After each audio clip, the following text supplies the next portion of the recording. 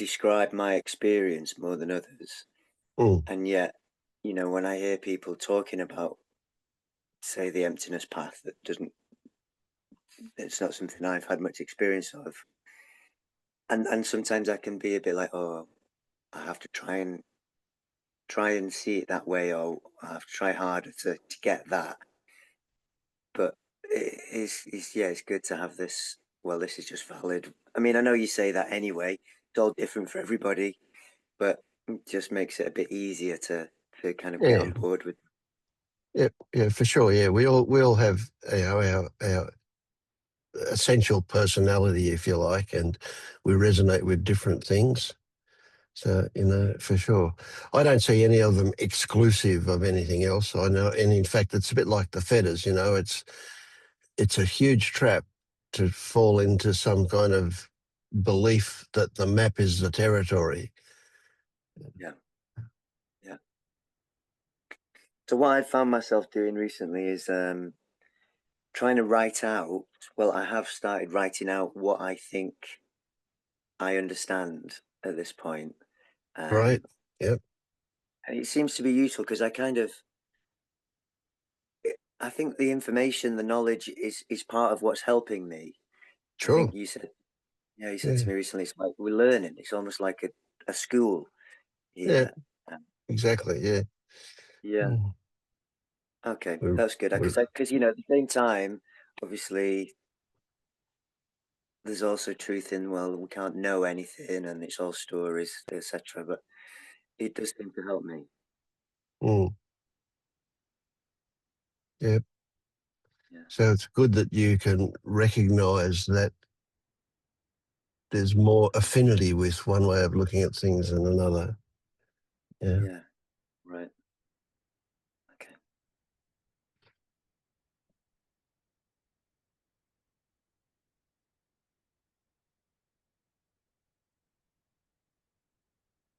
Yeah, it seems to me that the understanding supports my experience, or kind of helps guide my experience or my looking, and makes sense of my experience or something.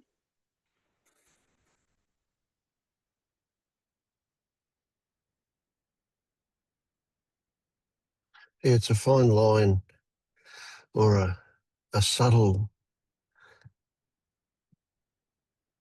difference to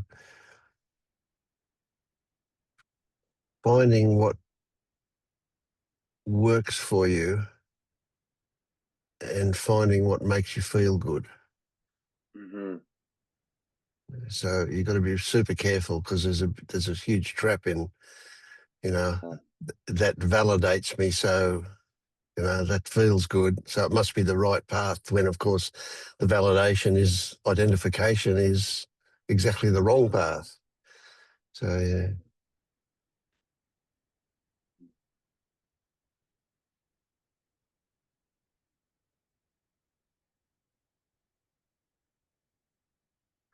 yeah,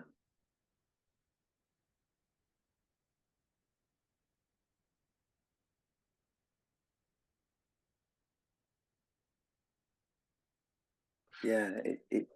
It seems that if I just do looking, like I do meditate, or even if I'm just driving, and I've got it's an easy road, and I can just observe my experience, or try and be with my experience more. Stuff just comes up. I rarely get any kind of clear insight into anything. I just get stuff coming up. Um, it seems that I just have questions, or I want to understand. And like, part of me thinks that I should just be focusing on looking, or just on being. And I do that, and that kind of seems good for my nervous system, and it settles down the questions. Uh, but it doesn't seem to actually get me any insight. I think.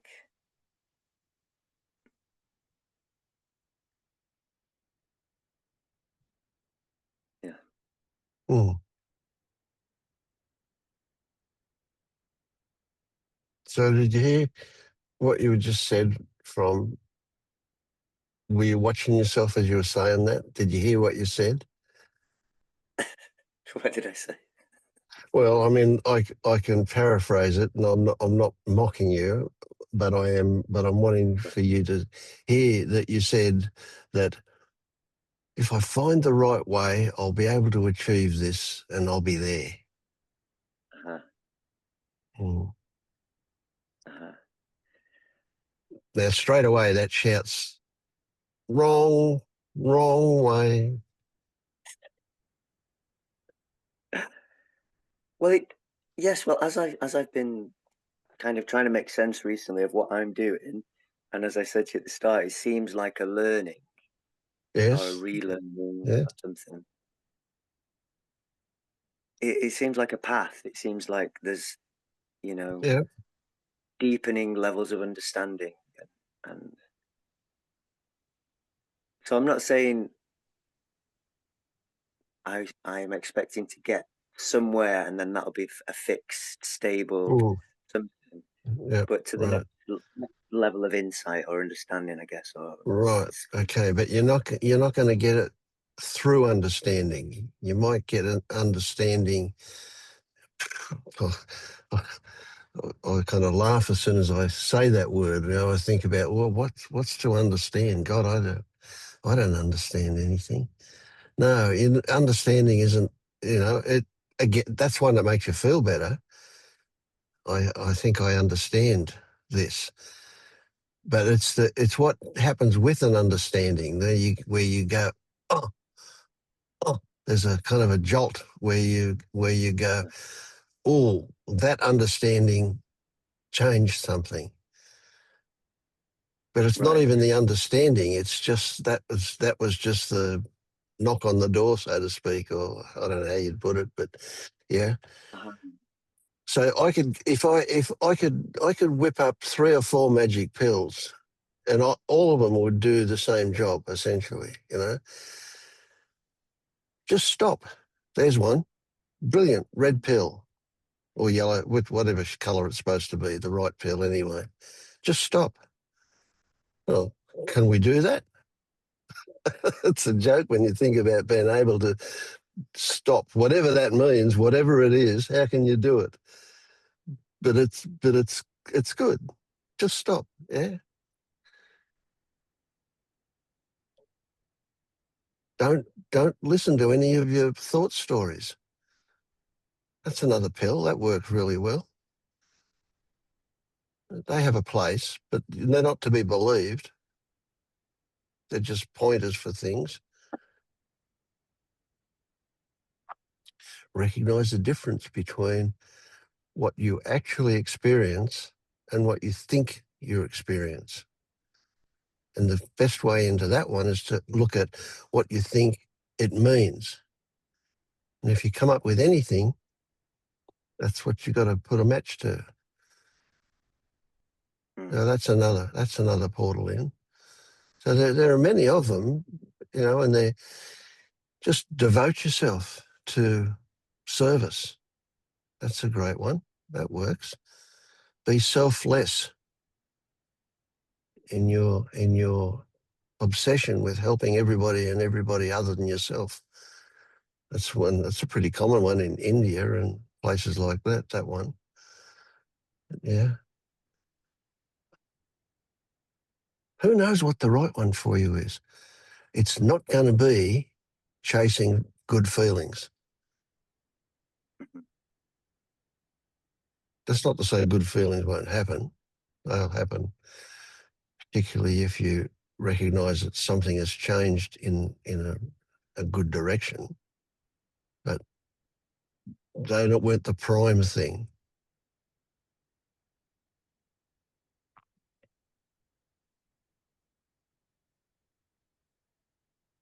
If I told you that this is it, you've got it right now, you'd probably be disappointed. You'd say, "Oh fuck, is this it? This is not. I was after something way better than this."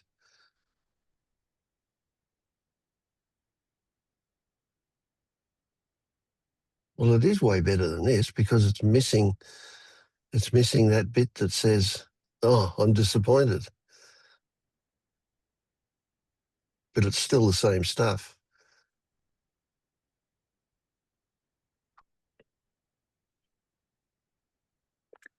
We Yeah. are so helpless to do anything to make it happen. This is obvious. It stares us in the face. What can we do? If only it's the next video I watch, it's the next book I read, it's the next person I talk to, it's the next something, and on we go. And it's amazing how God, we can do that for a lifetime, literally a lifetime, and still not get anywhere. Because they're all things outside of us.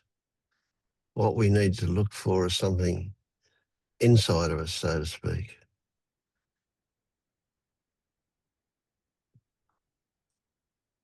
And it doesn't look like a key. It doesn't look like a salve or anything like that. What we need to find is the ordinariness of it all. Hmm. We're not. So where I started this morning was I'm as I said, I'm started writing stuff down, Mm. and I mean, you know, I just want to tell you what I'm doing, and you can tell me what the pointlessness of it is, or tweak it. Uh, so I don't know. It's because it seems to me that I can I can either I can notice that my thoughts come after my decisions, for example. So what I wrote down, there is no I have no free will, there's no choice, I have no control. And then I wanted to kind of try and make sense of that for myself. Stop, Um stop, stop right there. Perfect. You don't mean what you said. What you said was you wanted to make sense of it. But you think okay. that means understanding.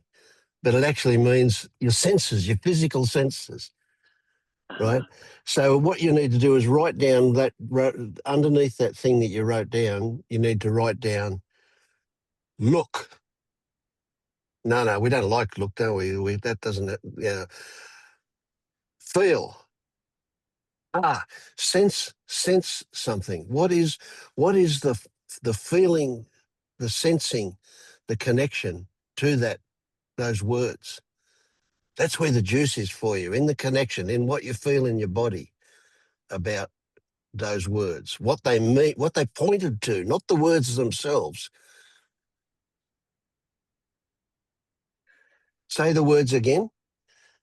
Okay, what did I say? Something like, I want to make sense of it for myself, I said, didn't I? Right, right. So how does that feel? How does that feel? Does that, does that, we play with words here too. If you want to make sense, it suggests that you've got no sense of, right? And nonsense is not the right word, is it? But nonsense is the literal meaning of no sense. Uh, What but happens for but me is yeah, go on. so what happens for me is that it seems like I have a sense of self and a sense of control. So what do you Um, call that sense? Can you describe that one for me?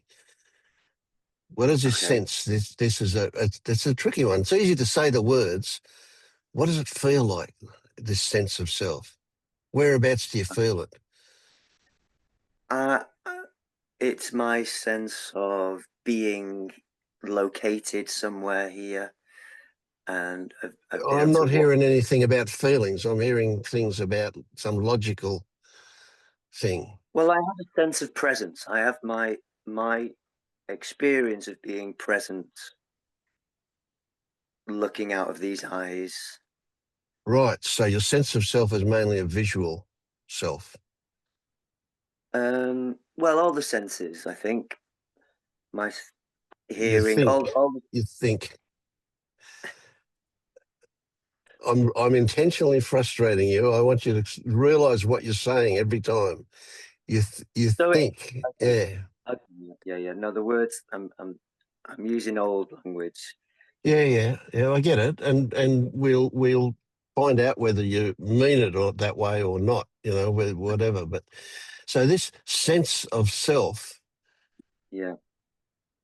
some vague thing that's let's just call it a bit of a mystery, says to you it's mainly around the head area. This is that I what mean, you're like, saying? it's kind of vaguer and bigger, and sometimes it seems like it's the space, but there's something about seeing out of the eyes that makes Yes, kind of it gives you centers it around. an origin point. Yes, yeah, I get that. Yeah, but when you say something, there's something. It's mysterious, isn't it? There's something that seems to suggest that because we're seeing from here, we're looking out at that, that it makes this a subject, that this origin point has some specialness Mm, that everything else doesn't have, well, because yeah. it's the origin of this thing. So that's this.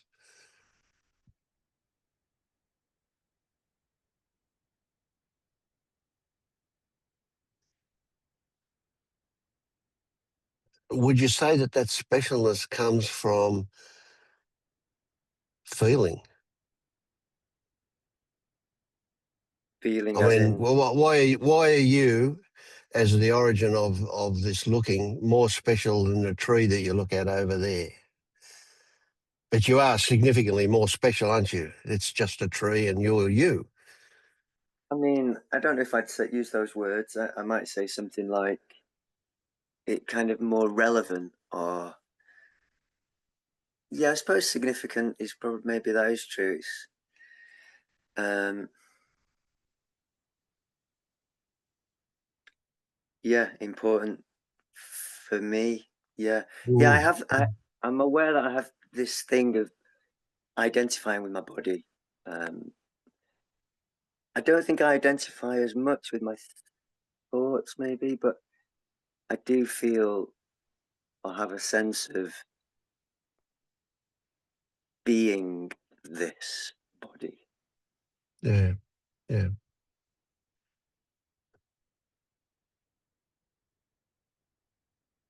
And obviously in intimate relation with all the rest of, well, creation, the universe, some of it more than others apparently, not not separate in terms of my interrelated existence, but I do still think just kind of, yeah, I suppose I have a sense of being this body.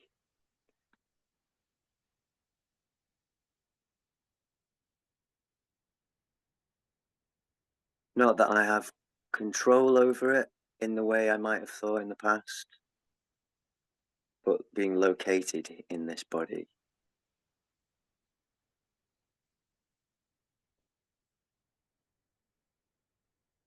Mm. Have you ever seen the rubber hand experiment? Not sure, I think so. Oh, it's brilliant. Look it up on Google, on YouTube. You'll come across a few versions of it, and Mhm. it's brilliant in terms of how easily we can be fooled into thinking that something is part of our body when Uh, it's not. Uh, but and that's okay, so I would say that's an anomaly. It's like it's like a loophole in the system, or that can be fooled. But I wouldn't say that at this point it doesn't disprove anything to me. no. It's not about improving, or excluding anything. What it shows you is that the physical body is very much um, in partnership with the mind. Yeah, Yeah, right. And it's all blurry, around the edges. It's not like, yeah, yeah. really clearly defined. Right. And So when if you were, there's the Do you go on? experiments where you say, think, close your eyes and notice where the edge of your body is, where you stop and the seat begins, that kind of stuff. You know, I can see that the senses aren't the sensing and the kind of, I don't know, getting information is not perfect by any means, but Hmm. it doesn't prove But, anything for me. no, but it works. As it is, it works, doesn't it? Yeah.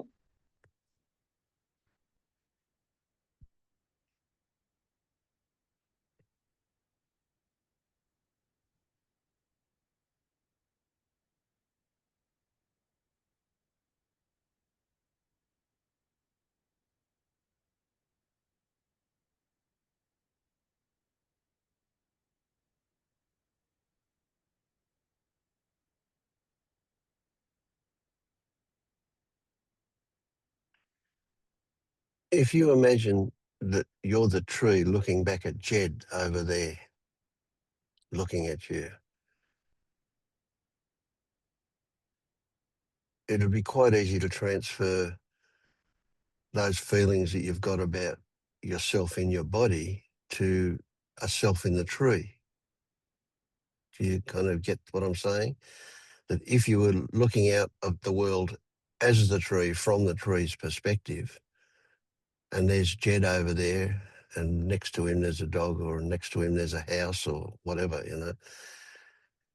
Jed wouldn't be the special one. The tree would be the special one for the tree.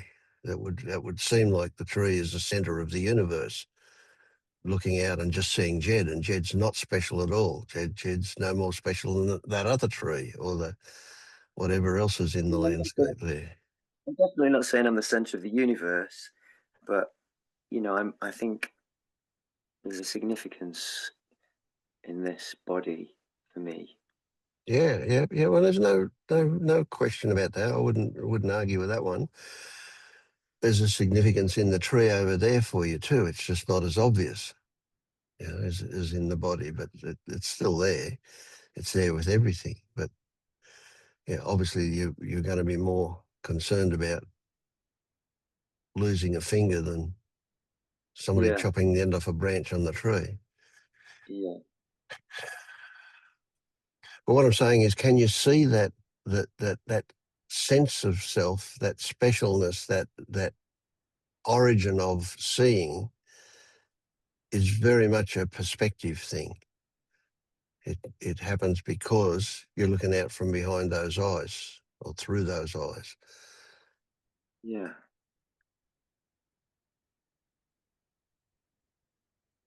And it's not a proof of that. It's just a recognition that that's where the perspective is. Yeah.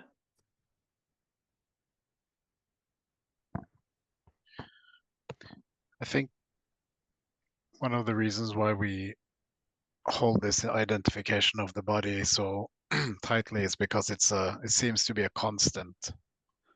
So wherever we think we are, there is the body, right? While everything externally seems to change. But it's not really a constant. So if you notice, you will never see your whole body. And you just assume that the parts that you don't see is there. It's a mental, logical assumption.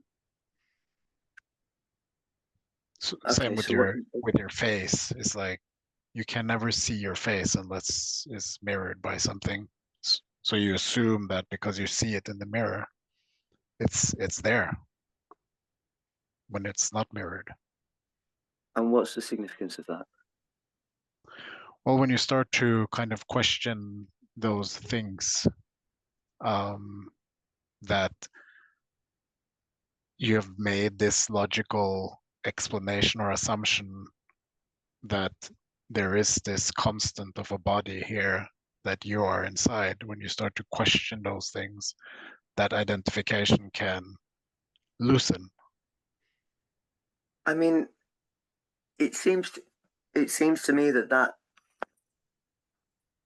yes, I can't absolutely 100% say that the back of my head is still there at this moment. But 99.9999%, and for any practical purposes, surely I can say that. I don't see the usefulness of that. Well, you just said you're identified with the body. So I'm pointing out, okay, if you don't want to identify the body, you have to ask and look Well, where I your don't want to intentions are. I don't want to identify with it if it's not accurate, but Hmm. it seems it is accurate, and I don't see how this 0.001% possibility that it's not accurate tells me anything. Well, it seems like you kind of concluded already without actually investigating it. So you're not going to get anywhere with that. I'm not going to give you some magical answer that will kind Well, of sever that identification. That work you have to do yourself. So if you well, that's are what we do. curious, if you are curious about it, then start looking. Of course, I'm curious. That's why I'm here, and this is the looking. This is the inquiring, and looking for help. Yes. So that's what I did. I told you that if you really want to look, that's the way to look. Look at the assumptions that you're making in this moment. I can't do the looking for you. That's not going to be effective. Yeah, I don't know. Maybe we're not understanding each other. I'm not getting anything. The point about say recognizing that you can't see parts of your body, that they don't exist. It's not about them existing or not existing. It's saying that for you, it's not relevant at this moment. We're not talking about a truth or about something being provable or disprovable. What we're talking about is what is relevant for you. But so the moment you recognize that you're relating to a concept about something, the moment you recognize that, it will dissipate, it will change, it'll dissolve, right?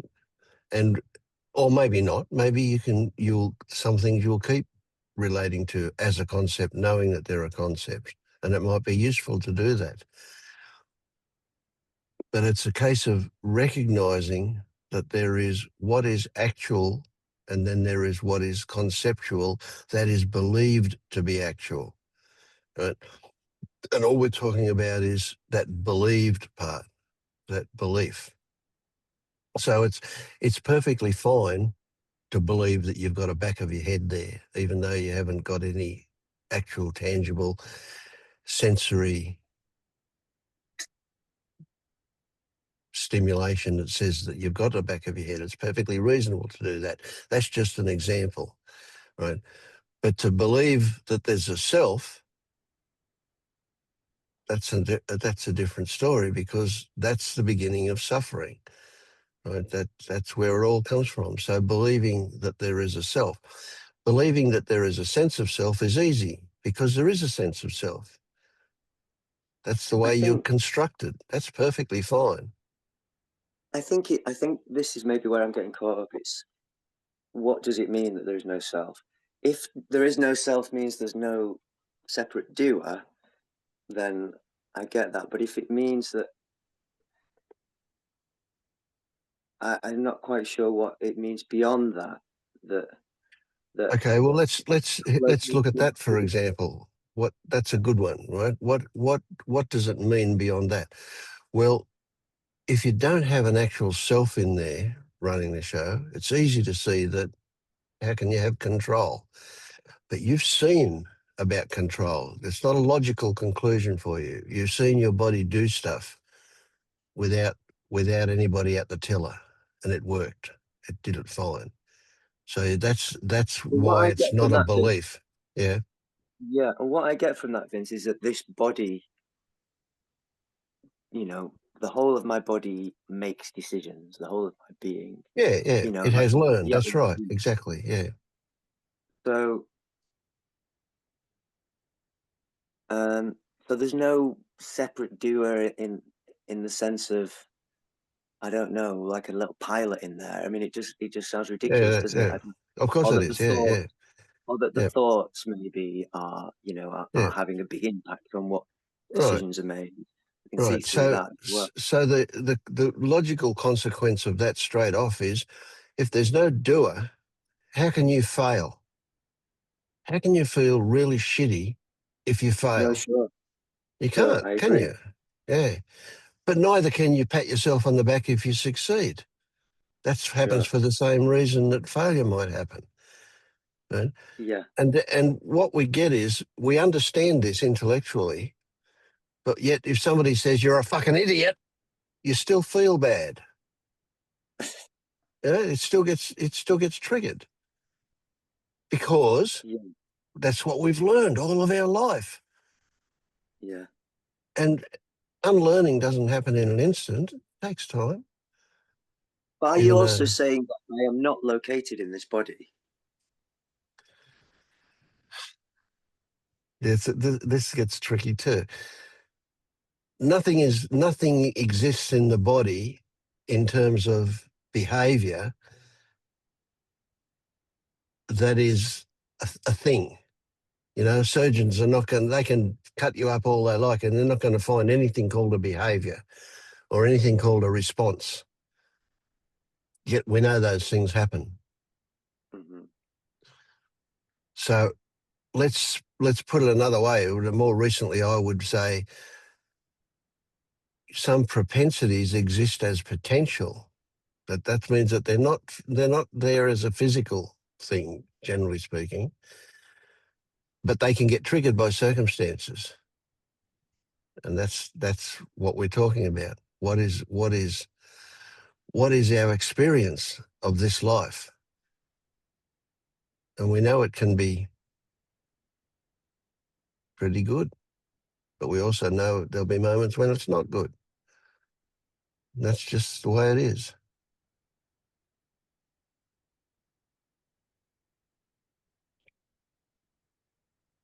May I ask, with the rubber hand experiment, it's that you see rubber hand being stroked and you feel it. Mm. If I stroke, I feel it. And then when it's fork attacks, it's the reflex comes up. Yes. So this is the only thing relevant. If I do this, I feel this. Yeah. It doesn't matter if it's my body or not my body. Yeah. That's true. Well, it matters to us. It matters to the body, I guess, depending. But yeah. So that's right. How it happens is irrelevant, I guess. Yeah. But how much of our reflex is super unpleasant? How much is it suffering? And how much is it necessary? Is it possible for it to be not there? Yeah. Is it possible for us to look at it differently and have a different response to it? Well, we know it is. That happens all the time. And so if I do the rubber hand thing with you 3 or 4 times, in the end, you're not going to jump when I strike the rubber hand. But in the beginning, you will. Yeah. So what does that tell us? Well, we've got a body that knows what the body knows. Right. Like I went to this was a couple of years ago now, I took my grandson to a virtual reality shop for his birthday, and we put on these goggles and we did all these things where we shot arrows at orcs and things like that. And then one of the things they had me do was they had me in this virtual lift, right? And I know I've got these goggles on, and I know that I'm not going anywhere. But I'm seeing the lift go up to 40 floors, and then a door opens in front of me, and there's a plank to walk out on 40 floors above the ground. And I know I'm on the ground. I know I'm not anywhere up in the air. Do you think I could make this body walk out onto that plank? It did not want to go out onto that plank. it was amazing. Yeah. Yeah. So So it's quite we can clear that the body knows what the body knows. yeah, it's not a perfect system. It can, it can be deluded. It can be confused. There are illusions, as you've said. The man cutting the woman in half and all that. It's not perfect, but Yeah. So what we're trying to do is we're not aiming for perfection here, because we know there's no such thing as actual mm, perfection. We're not even so sure about what's just better, but we know from the body what's unpleasant and what feels pleasant, and we're really aiming to just avoid some of the unpleasantness that isn't necessarily there. It's there that's right. because that's what the body's learned, that's what the body's been taught. But in Yeah, actual fact, we can unlearn that as well. So I'm sure if I worked at that virtual reality centre and I had the opportunity to go out on that plank every day, it would only be yeah, a week or something before I'd be dancing out on the end of the plank. No yeah, worries at all, you know. Yeah. yeah, mm, yeah,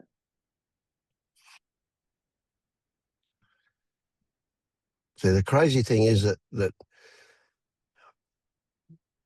and I know that words don't change it, but it's like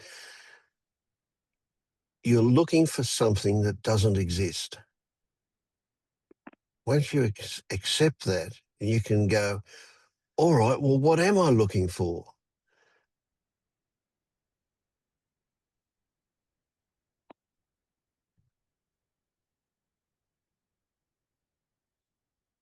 That's I don't know where to go with that one. Yeah. Because as soon as you say that, what am I looking for?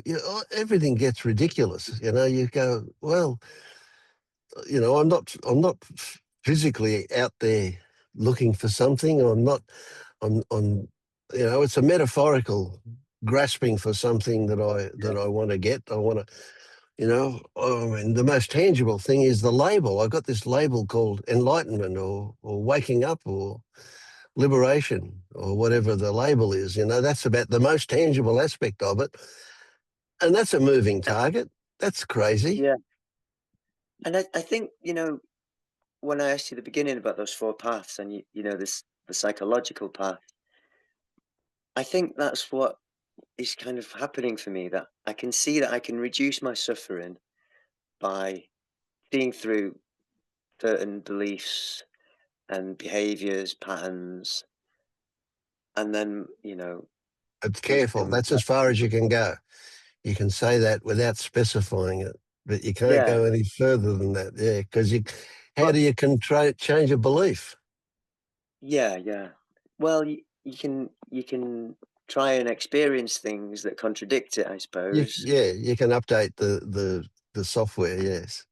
But in Mm. terms of the emptiness path, maybe that's where it's not resonating for me or something. I mean, as I say, I can see that there's no control, there's no doer, but that there's no me.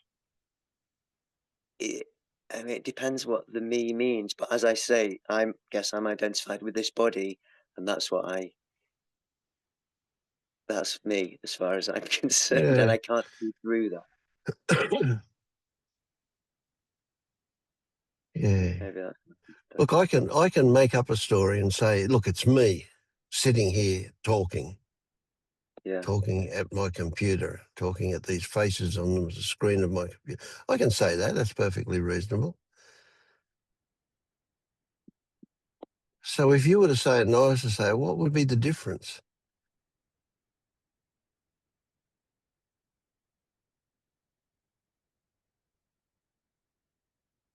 no, It's a subtle difference. and I'm guessing because I don't really know what it'll be like for you, but I'm presuming stuff, so it may or may not be appropriate. But anyway, what I imagine is that there will be a feeling of involvement that you've got Okay. that I don't have. I know there is involvement, but I don't have a feeling of connection to that. Like attachment, could we say? Yeah, yeah, We're yeah. trying to say it without saying identification, aren't we? We're trying to give it, try to Yeah, flesh it out in a way that, yeah, yeah, yeah. give it maybe Mm. help me to get it from a different angle. Yeah, that's So I interesting. mean, Yeah, I've you've still got. got all the old stories there. They still work, you know. And there's this. I could make a fool of myself. I could say something really stupid, or I could whatever. Well, as soon as I say that, I just think it's funny, you know. I mean, sure I might, but who cares? Yeah. It's not important. But for you, it might be important. Certainly more And important. Yeah, yeah, I can see yeah, that it's less important than it was a year ago, 6 months ago. yes, absolutely. Me too. Yeah, But there's still some. yeah. Yeah. Well, they'll, you know. So what if, as I said, what if there's nowhere to go? What if there is no end point? And there's not even a better point? Because this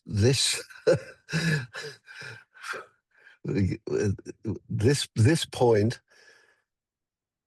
is it's not static. It's moving, and it can't be described, because the moment you do describe it, it changes. And so it's like, you know, better, worse, they're the same thing. Uh, uh, uh. I I hate think I know what saying you mean. these kind of things. Yeah. I mean, are you basically saying that? I don't know. I was doing something this morning, looking at, some stuff, and the sense of fear that can come up around, say, looking at some old heartbreak. Say, for example, it was a therapy session basically, and but there is nothing to be feared, and there's maybe not even anything unpleasant about heartbreak. I don't know about actual heartbreak in the present. I suspect that even that is kind of has got a sweetness, as and there's a beauty in it, depending on your perspective, maybe. But is it worse than eating ice cream? Yeah.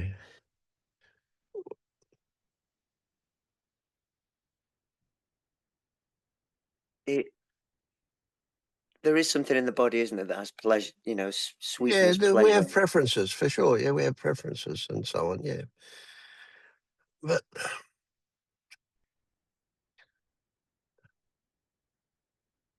that fear is a good example of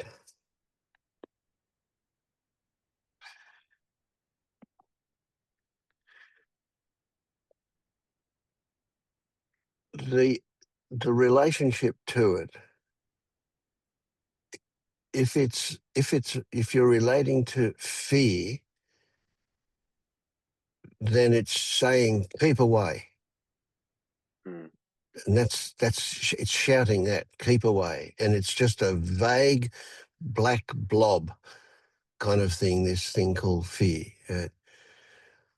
But if you're not experiencing it, if I'm outside of you and I'm watching it happen, it's assuming that, presuming that I can see with magic eyes what's going on for you. I can't see it as fear. I can only see it as a sensation, and I can see that there are stories there that give it meaning, that give the sensation meaning. And so that ends up with this thing called fear. So I can easily see it as just the body shouting out something with this emotion, and it's shouting out, keep away, don't go here, don't go here. Right? Now it's just doing what it's always done. It's always kept you It's away from that. Yeah. And I mean, my sense of it with these feeling stuff is that when we were little, it was life-threatening to be Absolutely. Yeah. shouted And at by an adult. you could say that as you grew, that that reaction got more sophisticated as well, and more difficult to define. It's lost the obvious connection with the original and became generalized to other things and so on. But all that's totally irrelevant. It's probably a good story to explain the origin of something, but it doesn't give you any credibility when it comes to why keep it. Why is it not time to allow that story to go back to bed, back down to a 3-year-old's bed or 5-year-old or whatever, back Yeah, there. Let's allow it, right? Because it only exists as potential, and when it gets triggered because of a reminder of the original circumstances, and that reminder seems to be the catalyst that gets the body habituating. Anyway, and a habitual response of that is what occurs. Now, the moment we see it as just a mechanical thing that the body's doing, the body's shouting out, "No, no, keep away," we go, "Hang on, do I need that anymore? Surely now as an adult, I can have a much more appropriate mm, perspective on what went on than what I did as a kid. So I don't need it anymore." And so consequently, the identification with it, the connection to it, the holding on to it, the owning of it can just fall away. see, I don't find it does fall away. I find that I have to do that 100 times. Oh, I don't know how many, 50 Yeah, times. so certainly sometimes repetition's And it's necessary, yeah. like, yeah, it's like you're relearning or changing the belief by having different experiences of it. It's definitely not a one-time thing for me. Yeah. Well, going into it, of course, is where you get the change in experience of it. Right? So when you face the fear and go into it, it's never what you Yeah, originally thought it was. So that's a big one. yeah, And having it repeat, sure, it might need repeating many times, especially if it's well ingrained. yeah, So that deconditioning can take, like yeah, I don't know if you've ever been a smoker and then you quit smoking, well, it's a lot easier to get addicted than it is to break the habit. Yeah. yeah, So it's tricky stuff, that one.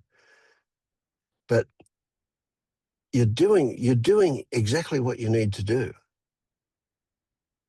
And that is to question. And I love that you're writing things down too. Now, it's not that in the writing themselves there's any fix or fast track or anything like that, sure, but there is the recognition, because of what you've told me, how you feel about it, there is the recognition that expressing something, and when you're writing it, particularly if you're writing by freehand, if you're writing it down, the time it takes to write it means that you think about it quite a lot. You look at it from different angles as you're doing it. So that writing down is a really valid way of expressing something that might turn out tomorrow it'll be total shit. Doesn't matter. But coming out today, just coming out is so good, to be able to see it in an almost objective way. That's really valuable stuff. Just talking about it does that as well, but writing's even better. Yeah, so I often say, yeah, well, I don't often say it, but I've been known to say journaling is a good thing. If you're into journaling, then do that kind of thing. Just almost let your hand go into an automatic writing thing. yeah. So you're not really thinking so much about what's being written. You're just allowing it a stream of consciousness, they call it. It's great. Mhm.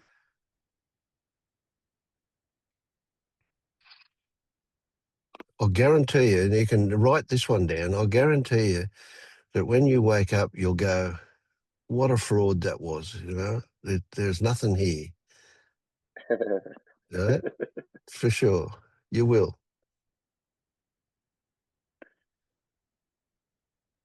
And it's What, even this impossible. thing I'm trying to, you mean this thing I'm trying to say that I'm the body will seem like a fraud? Oh, absolutely. Yeah, you'll definitely know you're not the body. Yeah. But I don't, you know, it's definitely don't say the right thing. That's crazy. That's stupid. Yeah. But saying something, that's just collecting spiritual concepts again. Everything you say points to something in the body, a feeling, a sensation, uh, and we need to break the obedience we have to the mind. Once we've broken that, then we can put everything in a proper place. And the body, the emphasis on the body is to help break that mindless obedience to whatever the thoughts turn up. Once that's Yeah, happened good one. and we're free of that, then it doesn't matter if they turn up because we're not affected by them in the same way. Yeah, good one. Obedience to the mind. I like that.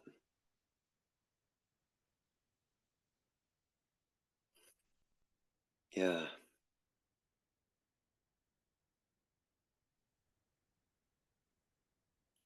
Yeah.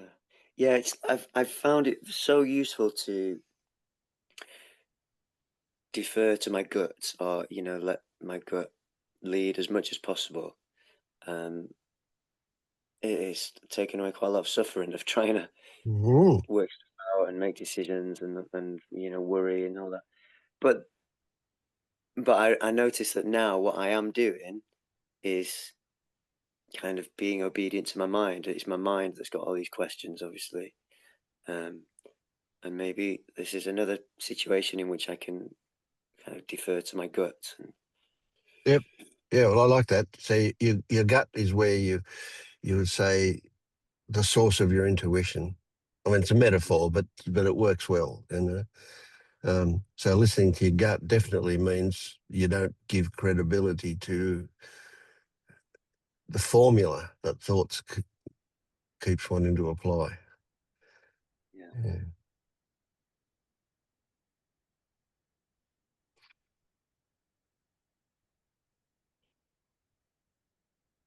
So I've told this story several times.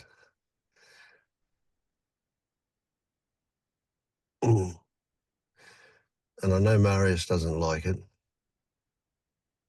but the relevance for you, as I see it, is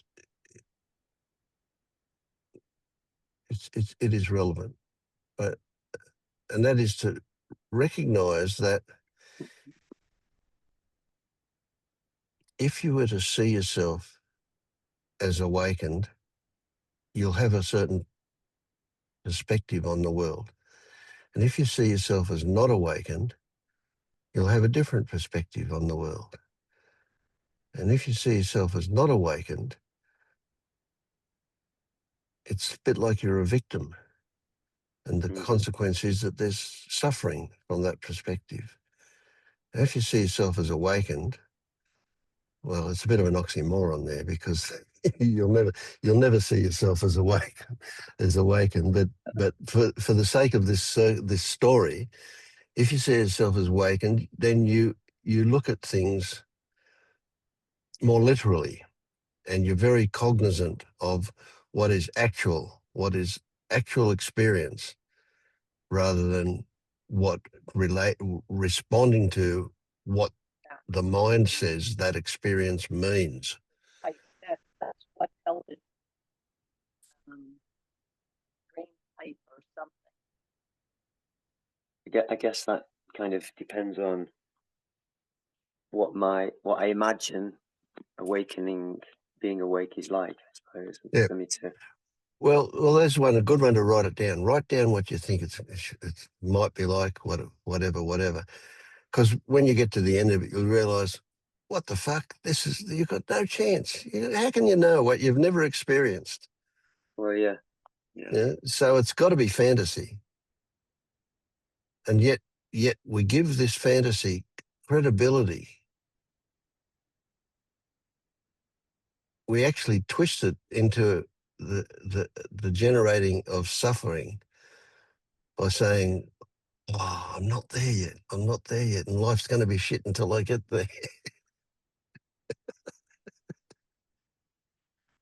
Excuse me.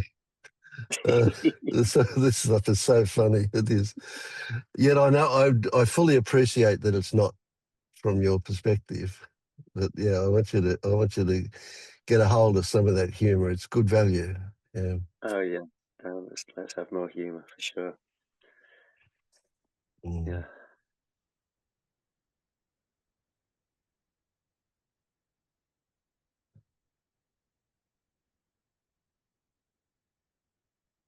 So when your mind turns around and says, "I want answers," you go, "Okay,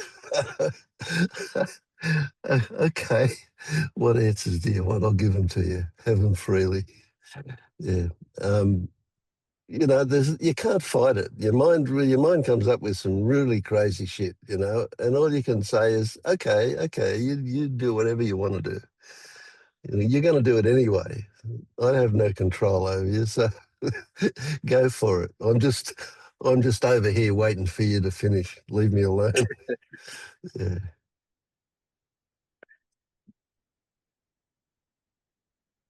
Don't listen to your mind about anything. If you think your mind's got something that might be useful, tell it to pass it through the gut, PARSE, pass it through the gut, and then you listen to it coming, because it's been filtered. All the bullshit's filtered out of it when it comes from the gut. Yeah. Yeah. Thanks. Because we're just.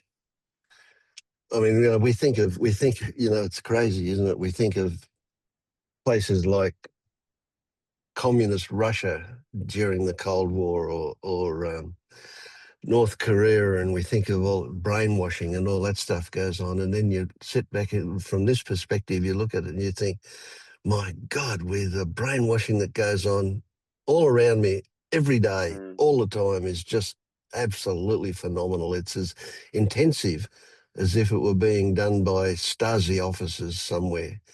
It's there all the time.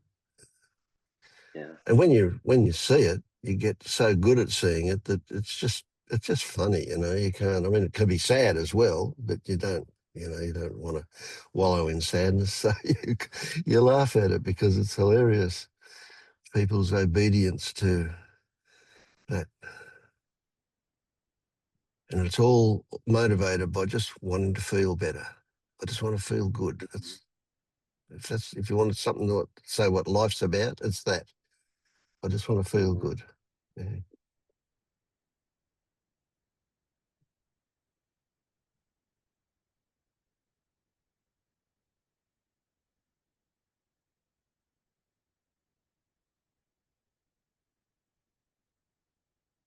So that story I gave you about a perspective on things,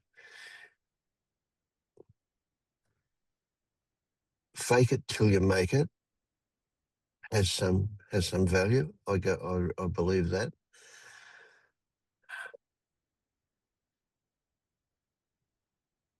Don't worry about becoming a narcissist or anything along those lines. That won't happen. But you could ask yourself, if I were awake, how would I view this situation? And Yeah, you I've would done be some of that. amazed. You'll have Yeah. good answers. Yeah. You've said this to me before, and I did have a good time with that one. I'll go back to that one. Once you see a possibility, it kind of can slot right in and become the normal. Mm-hmm.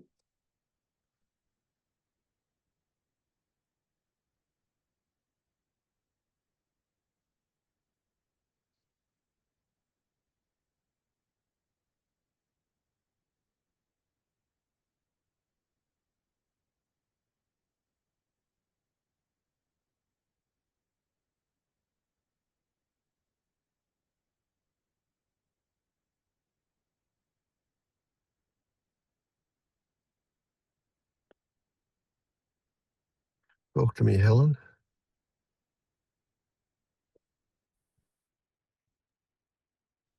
Hey, hey Vince. When you say possibility, it can be a possibility. There's just recent. Well, I've been through a back end of a really rough time, a lot of really terrible thoughts, horrible, horrible, horrible. But I've sort of come out the other side now. Everything's changed again, and there's sort of something. I just feel there's something missing. I'm not quite sure what, and I don't want to question it. But is it this possibility of sort of life just arising every moment, and every moment it's changed because it's afresh? Is that sort of a thing? You know, I might explain myself very well. When you know, every, not time wise, every moment, every second, but every life all the time is sort of coming up, and then it's new, it's afresh, it's not gone before. Um,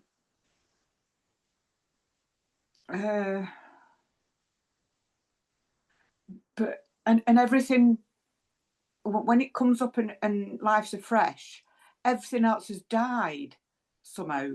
There's a death in that. Is that a possibility? Well,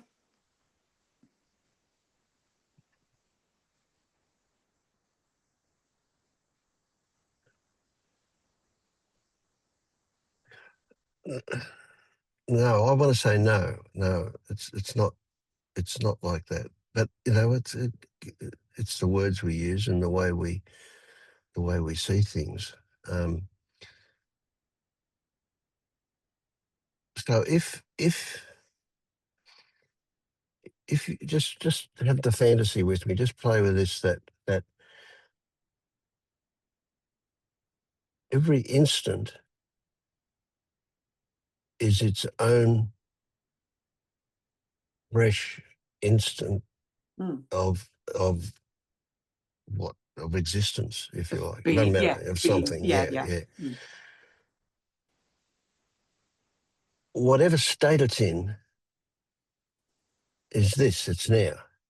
Yeah. And if it's in a state of growth, it's one thing. If it's in a state of decay, it's another thing. At what point, when the tips of the leaves go brown, do we say the plant's dead? Or when the leaves fall off, do we say the plant's dead? Or when there's no green under the bark, do we say, you know, at what point do we call it death? I mean, that's a concept. And we can react to the concept like it's real, and that we can say it's something that was alive is now not alive, and that's sad. And we can grieve it. We can grieve the loss of life in it and so on. But that's not actual, right? Everything's in whatever state it is. Did I, you know, at 78, how much of my leaves are ready to fall off altogether? You know, did I start dying the moment I was born? Or did I reach a peak and start going downhill at 50 or whatever figure you want to pluck out of the air? You know, I'm not dead, But again, but I'm, is that perception? Only perception. This is exactly what I'm querying. Like you said, it's in a state of decay. Do we not only see it only in that instant and put a label on it as being in a state of? Because there is no continuum. There is only yes, what yeah, you yeah, see and hear and feel in that exact moment. right. But yeah, as But soon as this, we label it decay, you're labeling it as a process. yes, that's right. And that means there's a before and after, but it also means, and much more importantly, it also means there's a value or a lack of value. We're critical of things. We're not attracted to things that are dying. We are attracted to things that are growing. and so on. So there's a whole morality tied up with those labels that we put on it. Right? Whereas in fact that the brown of that decaying leaf could be absolutely beautiful. Yeah, exactly. Yeah. Yes. And it is. Yes, of course it is. It is. It's magnificent. Yeah. It's the labels that flatten things, take the juice out of things and confine them to a cage of description. That's a bit poetic, isn't it? But yeah, you get what I mean. Yeah. We kill things with labels. We kill things by trying to describe them. Oh, look, I mean, you know, the simplest thing, right? I could pick any part of my body right now and I couldn't possibly communicate to you what I'm experiencing with that body, you know? What's happening with my toes on the floor. It's just, how dry is it to say toes on the floor? You know, but there's an exquisite sensation of heat and pressure and movement. There's movement happening, all sorts of things that are just so much richer than any words could describe. So this whole thing of the instant that is now, the freshness of this instant, again, that's just a story. It's a story that I would say is accurate, but I can only relate to it from a perspective of a story unless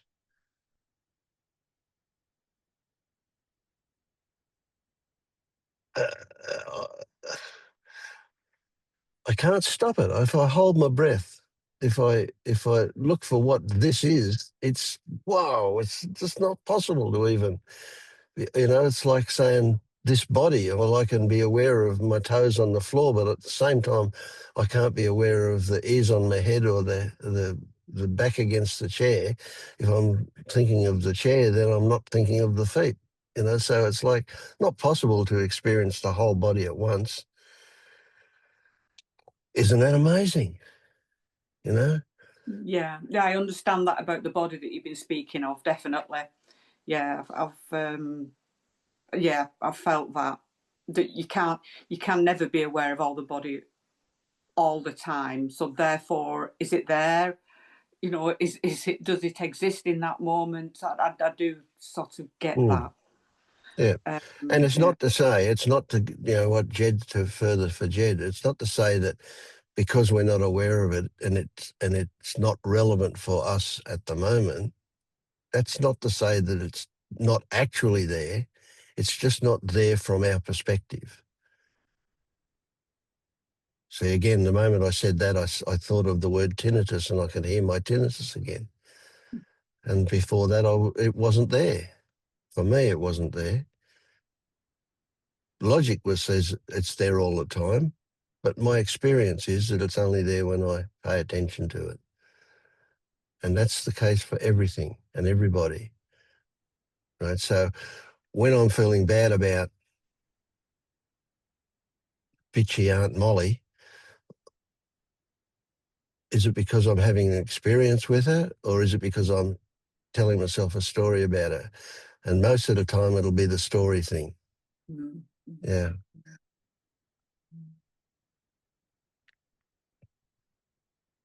But I'm quite okay with that. I've got this crazy mind that keeps coming up with all of these things. But I also now know it kind of doesn't sound right to say I've given myself permission, but it's like there is permission for me to pay no attention, give no importance to thoughts. They're just there. They do useful things. But when I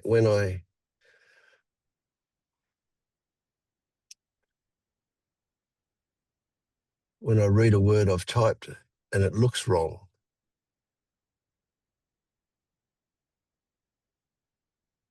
it's not thought that tells me that it looks wrong. There's a distinct feeling that it looks wrong. And thought might then come along and go, oh, you went you went E before I instead of the other way around. I should have done an IE, not an EI when I wrote it. And that's thought that turns up, but I'm already knowing that something needs to be different to what it was. Yeah. Yeah, I'm painting at the minute, and so I'm watching the impulse and then the thoughts. The impulse seems to come first to do a certain thing, and then thought comes after. So I'm sort of looking at where the impulse is from and how and why, and yeah, it's quite interesting that. Yep. And just like we're retraining our thoughts by having a certain attitude towards them, these other impulses will also get fine-tuned by experience. So we'll get better. The more we do it, the better we'll get at it. Yeah. Interesting. Yeah. And I've got an easy answer for where they come from. They just come out of that mystery bag. They just come out, right. Yeah. Yeah. I sort of guessed that, but I haven't seen that, but yeah, I sort of guessed that. It feels like that, yeah. It's fascinating, absolutely fascinating, this stuff, isn't it, really?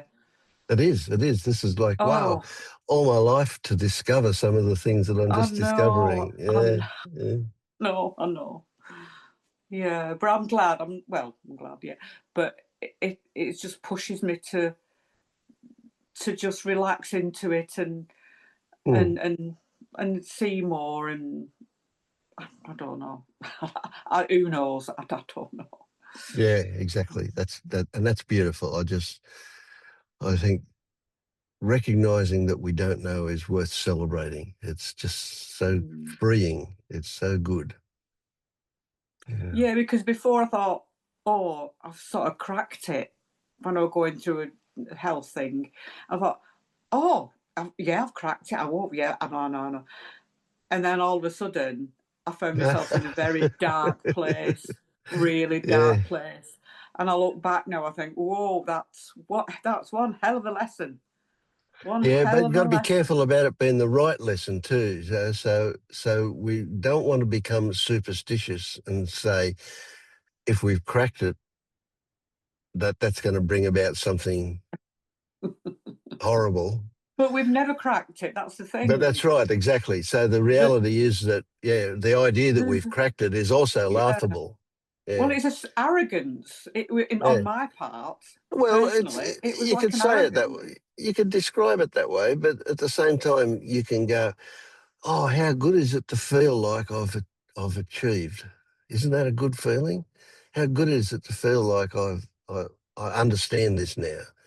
That's a great feeling. It's crazy, but it's a good feeling." I couldn't say that, but I understand this now. I couldn't bring Yeah, myself. but when you thought you'd cracked it, didn't that feel great? Oh yeah. But there was always a little bit of a doubt in there. I knew it wasn't the whole, Yes, right. But it's not about. It's not. That's not. We're not really talking about whether you cracked it or not. Right? We're talking about the good feeling that came when you thought that you had. Now, that good feeling might have come from the story that you had, right? But it wasn't alone in that. That wasn't just the story that created that good feeling. There was a good feeling because you had actually cracked it in that moment, but not like you thought you had. It wasn't like you'd passed the test, and it wasn't like you got some permanent anything there. But for that moment, you were having a no-thought direct experience, and it was bloody good. So you had, for a moment, you had cracked it. And then it might have been some other story that come along and uncracked it for you. Uncracked it, yeah. Yeah. I mean, you're right about the amazing wonder of it all. Like there's never any possible way we could actually ever pin it down and understand it. It's just too complex. Yeah.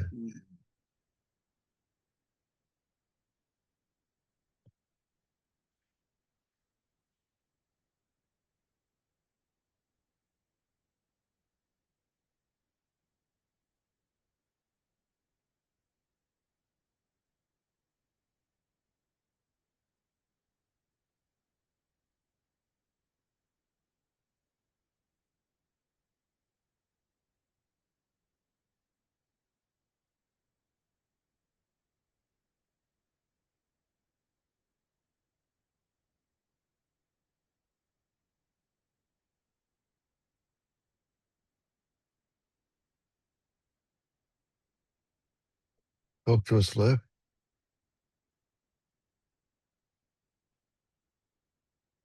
Did you say Lou? Mm. Hi, Vince.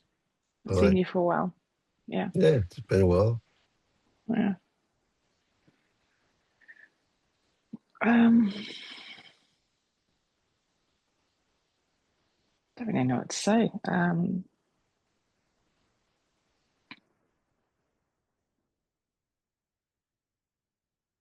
It's been quite flat's not the word, but like neutral.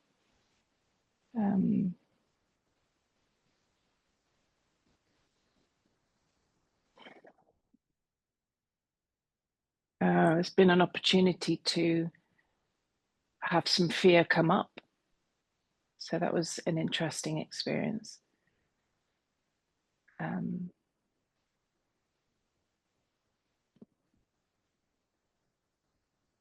There's a lot of narrative that's just not here anymore, which sometimes I notice.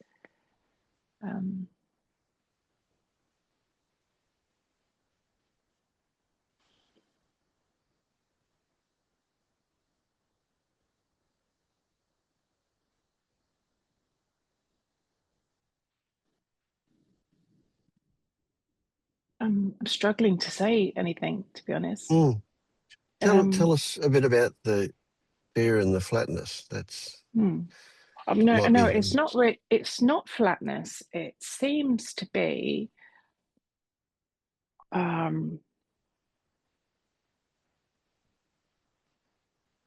sense of settling with some recent insights. I think, like it's just not a big deal anymore.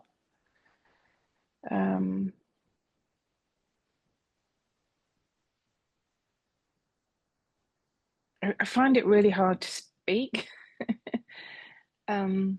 Generally, or right now, you mean? Like right now, because I don't really know. I feel like I'm having to come up with something. All right, just tell me, how did you feel about that, what you called flatness, that isn't actually flatness? How was your, what were your thoughts about that being present? How did you react to it? I actually can't get in touch with it. I don't know.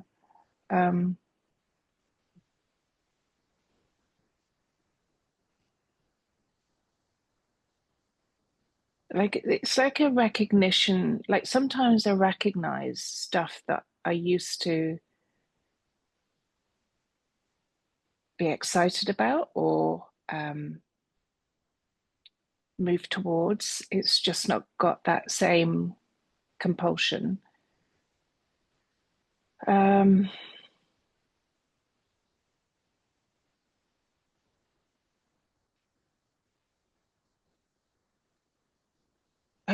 I'm really struggling to say anything. Yeah, that's fine. So are you saying that it was almost irrelevant, that you had that was your reaction to it? Yeah. Yeah, I don't even know why I said it. I could probably get in touch more with the fear story. So I had a week away with my daughter, and we went in the camper van. There's lots of driving, and lots of driving in mountains with big sheer cliff things. And we actually went up a mountain on a train, and there was just a level of sense of fear that was quite familiar that I don't seem to have in the house or around this town when I'm just doing everyday stuff. So it was really obvious that there was I suppose I could call it unsettled, but not enough to get in the way of anything. Like it was just like really interesting. And it So when seemed we to be went, related to your physical circumstances. yeah, it seemed to. And when we were going up the mountain, and the the train was going up and there were sheer cliffs either side. It was literally going up on the ridge. And I was really fascinated because I could feel the fear, it was like a survival fear, but it didn't last for very long. But I did notice the old thoughts that would have come along, like what if this happened, what if that happened, and then I got to the point, well, if it did crumble away and we fell down there, that would be another experience. It was so, that's the flatness, like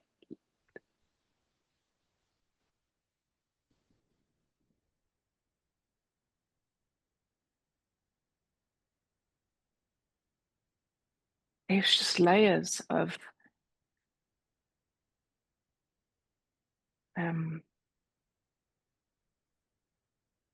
yeah, I just can't get in touch with it now.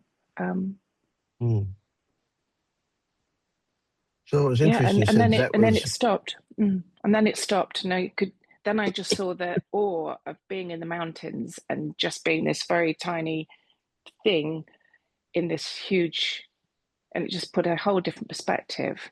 But there was no fear then. The fear had just gone. Yeah. the past. Yeah. Yeah. So the flatness intrigues me a little bit when you said that was kind of an example of the flatness, that you weren't, your excitement wasn't elevated by the fear. No. Does that no? Well, it was just very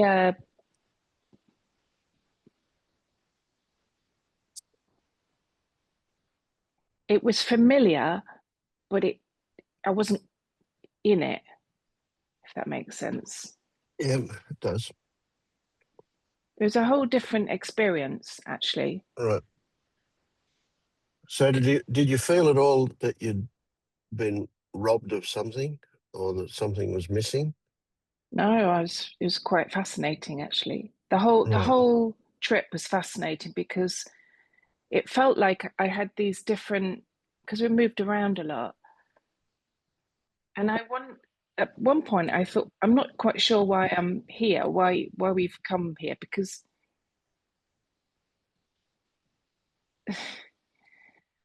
it's like a postcard put in front of you and then another postcard and another postcard. It's like lots of different scenery, different feelings, but I'm still here. And I did question, like, because I have this thing about traveling. I want to travel, and I'm like, maybe I don't need to travel. Maybe, like, there was nothing gained, if that makes sense. There was nothing gained. Like, it's not like I didn't have a nice time, enjoyed the certain parts of the experience, but I don't know. The whole thing was like a really different experience. Um, Well, you said you and went there with your daughter, but you haven't yeah, mentioned her yet. You haven't mentioned your relationship. we had a very lovely time. I at the end, because we speak when we need to. We don't over keep. We just have a nice. It's just really easy company. And I said at the end, I said, "Would you like to do this kind of thing with your friend? Would it be, you'd be able to chat a bit more?" And he said, "No." He said, I like that we can have our quiet time and we could enjoy experiences. It's actually a really lovely experience and relationship. It's just easy. No triggers, nothing. I don't know. It's almost um,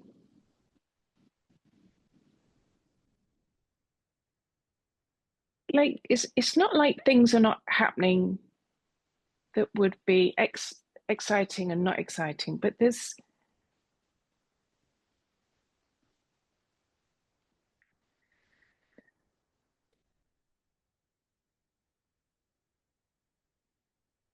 just from like I don't know. It's like I'm not moving. Like there's something that's not moving. It's not going anywhere. Okay, yeah. Does that make sense? Yep, but tell me how you feel about that.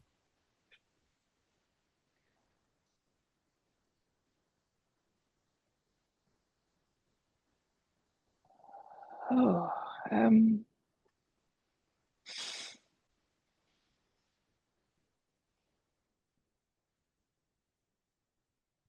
emotional.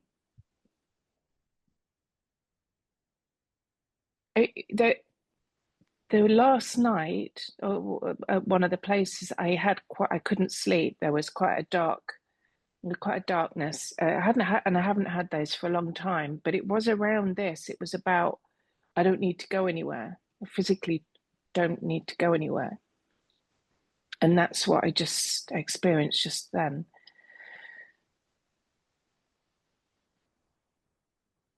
You said physically.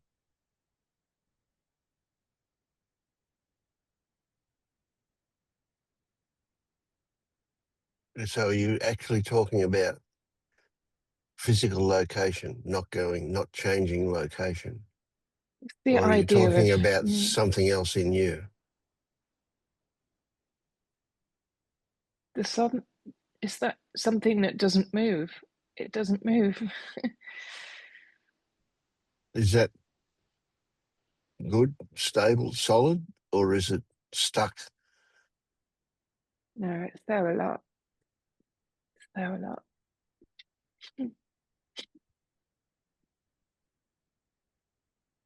And you'd prefer it was different? No, It's no. okay, yeah. But there's something that wants to still cling on to that. My sense. I don't know. I don't understand any of this, Vince. No, that's fine. That's great. There's no, what's the point of understanding it? I had another experience that I suppose we could go back to the flatness, but it wasn't flat. I don't think flatness is the right word. Kids wanted to go to the fairground in town, and this was some holidays, and I didn't really want to go, but I went. I took them. And when I got home, even though I didn't go on anything, I felt so unsettled. Like it was like champagne bubbles, or Coke bottle inside. I just felt really. It felt very Agitated, hard yeah. yeah, very agitated. And it's funny because one of his autistic friends came, and halfway through, he said, "I'm going to go and sit and meditate for a while," which was really. And I said, "I'll come and join you." And we all sat really quietly just for a little while. And when we got home, my youngest went to bed for the afternoon and had an early night, and my eldest autistic son just zoned out in front of his TV that he does. That's his way of chilling out. And I realized it was like a false excitement. But I had never experienced it like that before. I'd experienced it as a good excitement, but actually I have no desire to go to anything like that again. But It's this one not a felt preference. false, you say? Yeah, very false. Yeah. And then the other one to compare with that is and the reason I compare it is that the sensation was very similar. Like the whole day, the body felt fizzed up, or something felt fizzed up. And that was when my daughter got her exam results. They were really good. And in fact, when I saw them, I just burst out in tears. Like there was just, and I don't even know why this emotion just came. But again, the whole day, I just couldn't settle.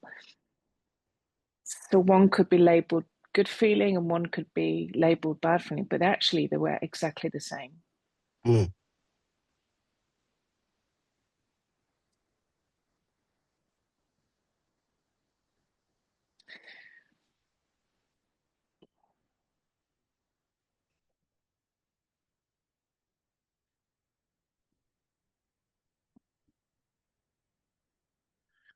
You fear nothingness, Lou?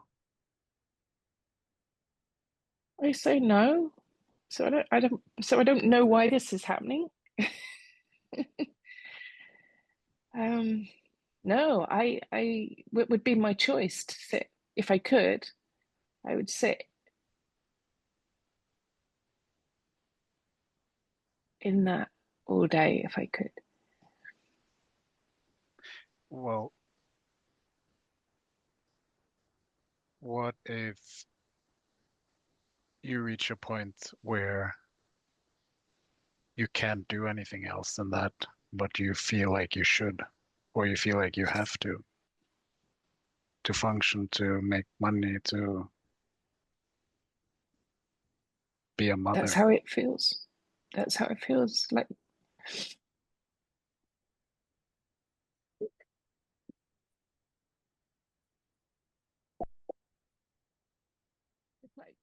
having to step out and put everything on back on again. And it feels so fucking uncomfortable. Yeah. And I don't really know how to function. Well, sometimes I do actually. Sometimes I do. Sometimes it just happens without um, any realizing that I've put anything on. I'm not putting anything on, you know what I mean? Like there's a filter. I'm not afraid of nothingness. No, I don't think. I have no fucking idea what's going on. I think what I'm trying to ask is if you're no longer capable of doing those things that you kind of feel stuck in needing to do, does that scare you? No, Okay. no. I've handed my notice in at my job because I just couldn't bear the incongruency. And like from the outside, it probably looks really irresponsible, but I couldn't, yeah, I just felt drawn to something to do, to create some space. That sounds ridiculous too. Yeah, and it's just all happened.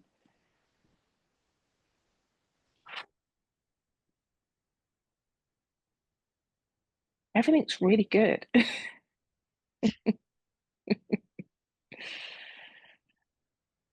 Yeah.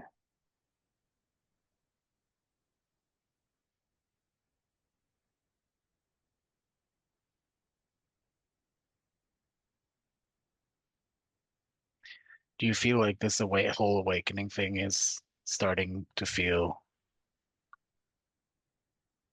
irrelevant? Yeah. Yeah. Yeah. I listened on Thursday night and I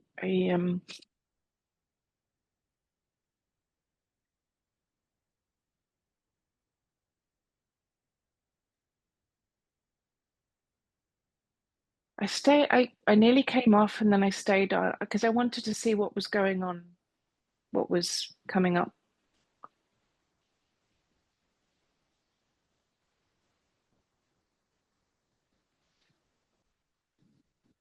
I don't have a desire to teach or to tell anybody or do what you and Vince do. But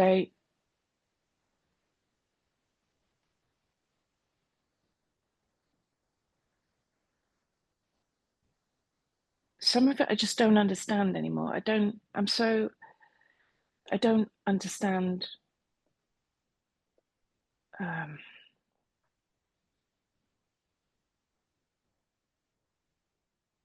the concepts. Mhm. The logic. Yeah. Like there's just nothing. I can't even talk about it. But there's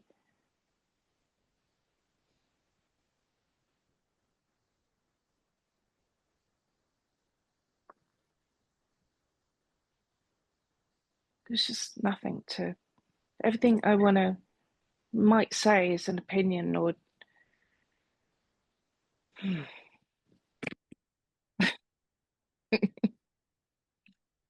I can totally relate, by the way, so you don't have to Yeah. explain it for me.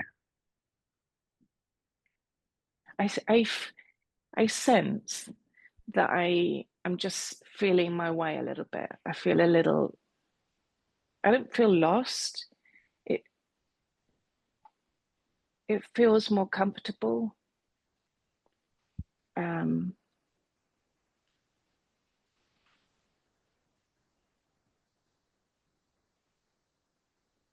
I had the thoughts that you were integrating stuff, that you were becoming familiar Yes. with the new landscape. That's all. Yeah, and I think that's what the flatness is about, Vince. That's what it feels like.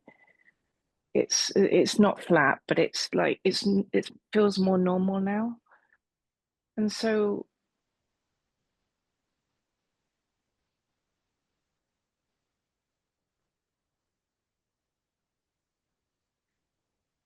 it's like just trying to, like, life's just bringing up experiences, and there's not much coming from the past, and there's certainly not much coming from the future. Well, there isn't. Like I just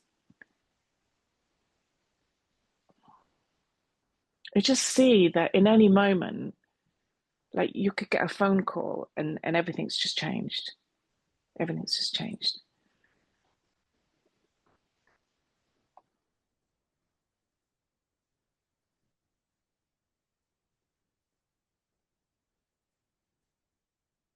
Like I was walking the dog in the forest this morning. So very similar landscape to this time last week, so to speak. And then I could just see, so I could just see trees, and what wasn't there is that I was near home.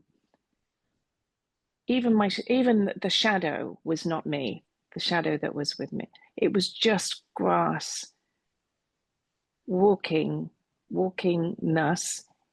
trees, sky.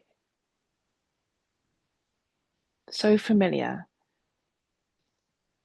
A different postcard. But then I could sense there was a sense of location, that it was near home. That was the first thing. And it was the forest. And I have to get in the car to go home. But without all of that,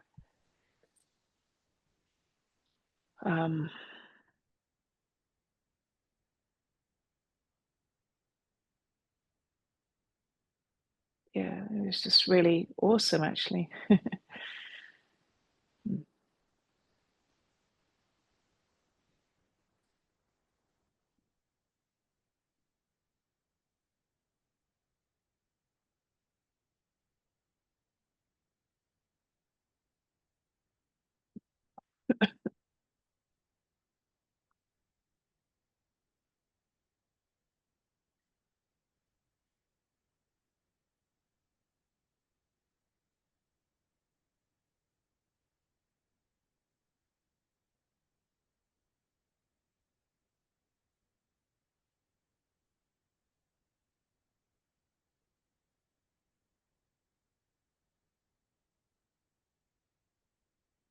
How do you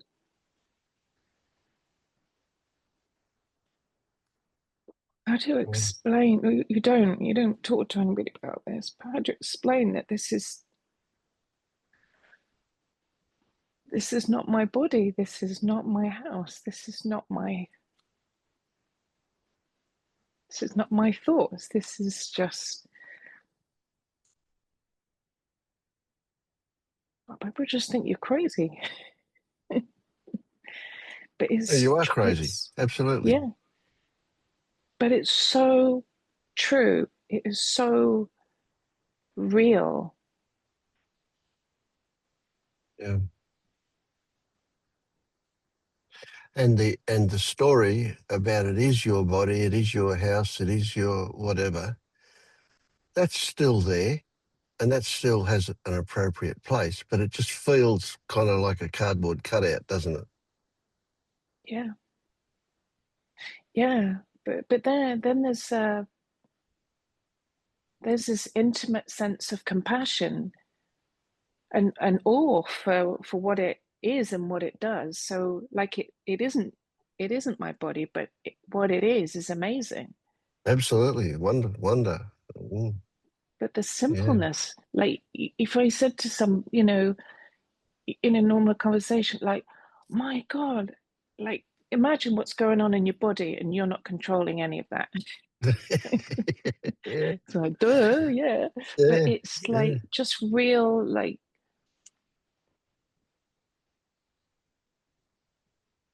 and you know, just the sense. It, honestly, it comes out, and it's just going to sound so silly, but you know, finding yourself making a cup of tea, that's amazing. Like, how did I Mm, get here? yeah. To do any of it? What journey has that teaspoon been through? Oh, what about this grain of sugar? Yeah. Yeah. You see, Yeah. nobody's going to want to talk about any of that. Oh, I love it. I love it. But I'm totally weird and crazy if I talk about it to most people. Sure. Yeah. Mm. And there's a certain sense of sadness and compassion for those that don't get that. You know, the poor deprived people. But not many people do. I don't think many people do want to. Nobody, yeah. Well, they don't know it exists, so how can they want it? No. Yeah. Yeah.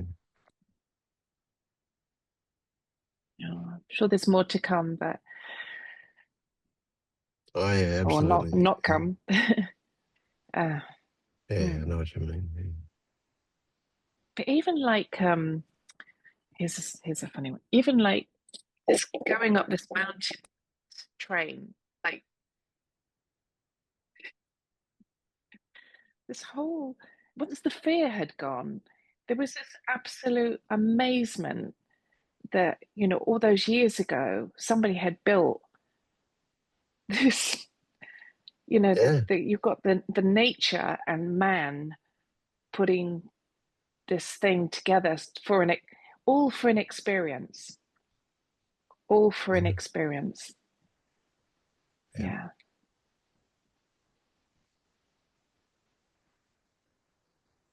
Yeah. Especially when you think about the seeming transient nature of an experience, you know. Oh Yeah, gosh, yeah, yeah. But yeah, then if you imagine that every experience you have changes you, then there is some kind of something beyond the transient nature. There is that whatever effect it has that I don't know. I can't put my finger on. I couldn't describe. I don't know. But I know that every experience changes me. yes, yes, yes. It's like you've touched a piece of your some experience of life in that moment that would normally just be barged Mm. through without. Yeah. Yeah. It was really funny. At the top of the mountain there was clouds. It was really funny, and you only get half an hour. You only got half an hour to experience the top of the mountain. And you can buy ice cream up there. It was just so funny. And people were complaining about the clouds. I was so sorry. It was really funny. So funny. Oh, I'm so sorry. It's just really, I don't know why I'm so sorry. I just find it really funny. Oh my gosh, I think I need a white coat. You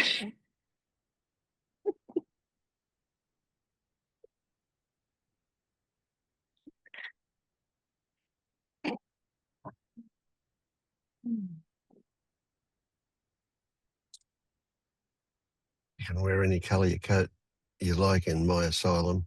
Come on over. Yes, I think that's why I still come. Mm. Oh, so all good, all good. Good stuff, yeah. Yeah, good. But welcome any questions you have for me to look at or consider. I still don't, I don't know anything.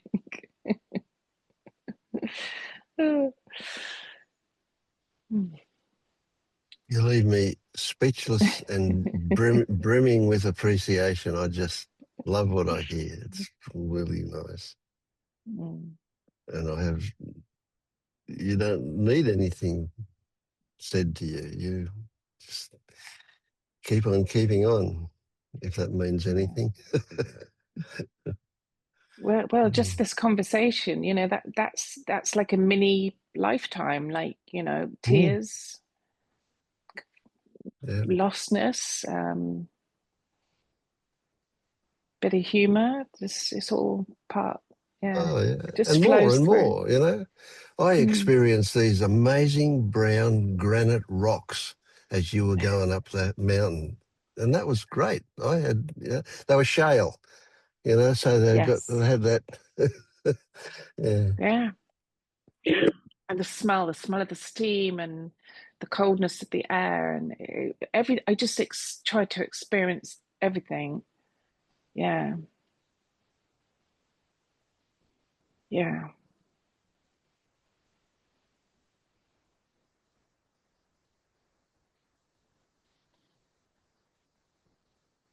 Mm.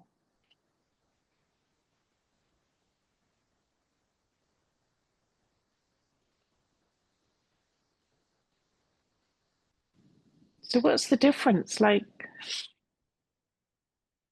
I can like right now I can sense the cold air and I can sense the cloud on around me.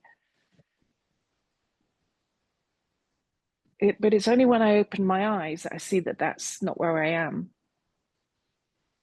It's just that visual, isn't it? But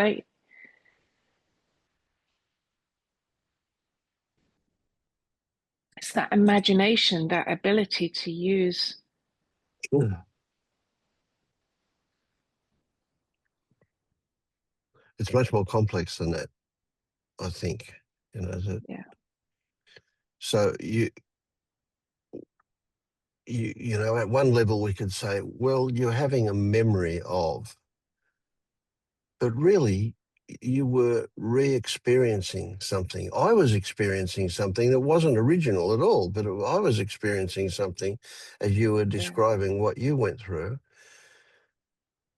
And those experiences, I mean, whether yours was, you know, we call it a memory, but you were re-experiencing a version of what you experienced when you actually did it. And with that experience, all these other things come off it. You know, also there was a sense of awe and a sense of appreciation, and those things also turned up as, you know, along with the memory of and the re-experience of.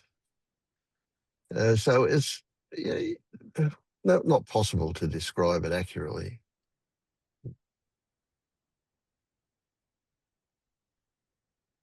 Unless we just say, fucking wonderful. That's it. That'll do. That was accurate.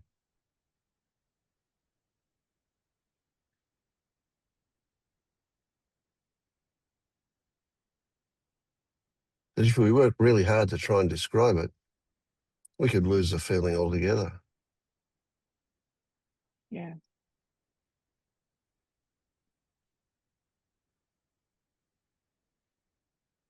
But even moments that appear like not so good. Like even at the fairground, I thought, oh, I'll just smell, I'll just hear, and I could do the same. I could have a memory of that, but it's actually no different.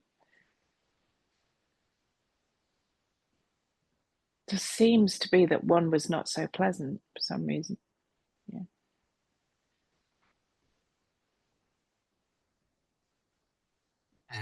The stories about things definitely affect them, even at a level that we don't realise it's going on. Yeah.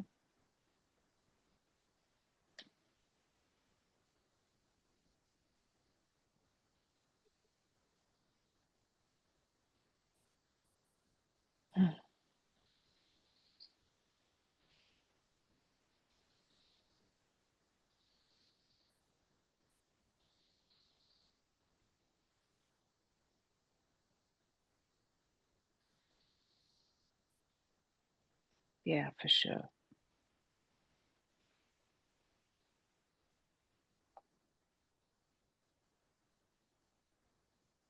Well, that's it, isn't it?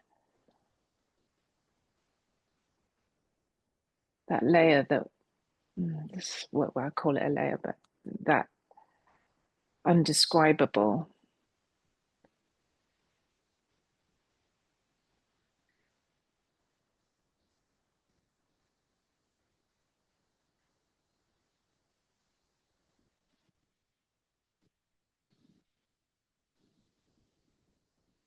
It's amazing how when we remove the labels that have implicit in them unpleasantness, when we remove the labels for those experiences that we would have called unpleasant,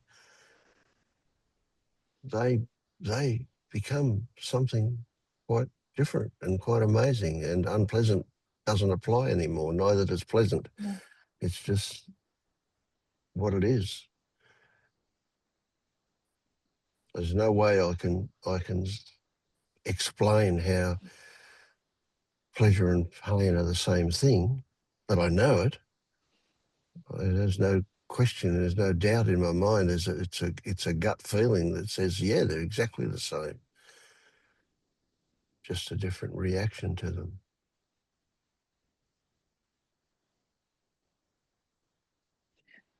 Yeah, you just reminded me of something I also played around with. I had while we were away, I don't know if I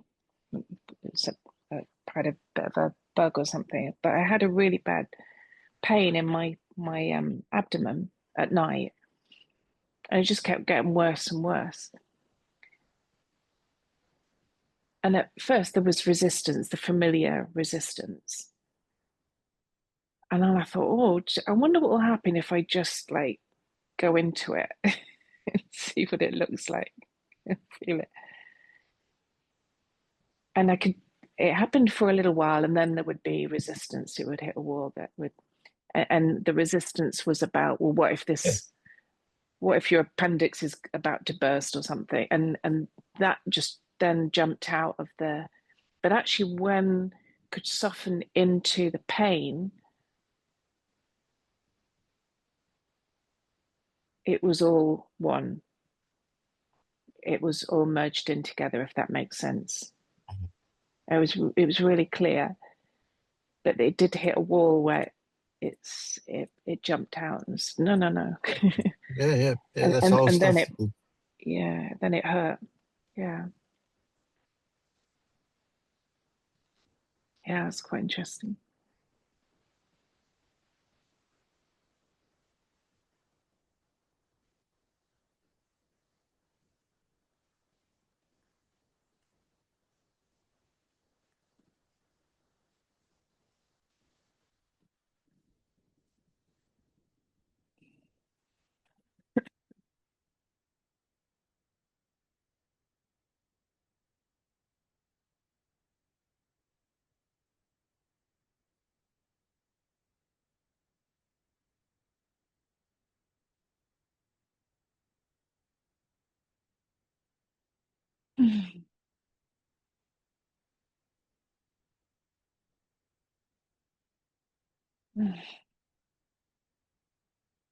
Yeah, I think we'll wind up in a few minutes if nobody else has got something.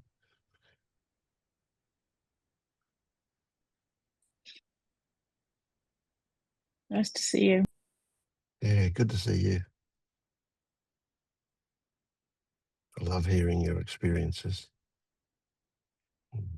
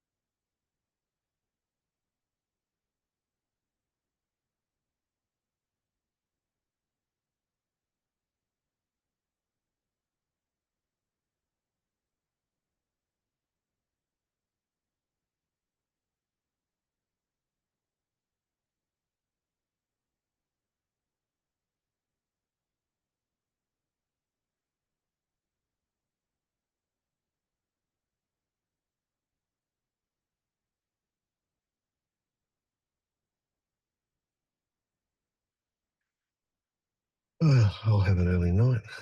I'll be in bed at 11 o'clock. Very good. All right. I'll see you guys later.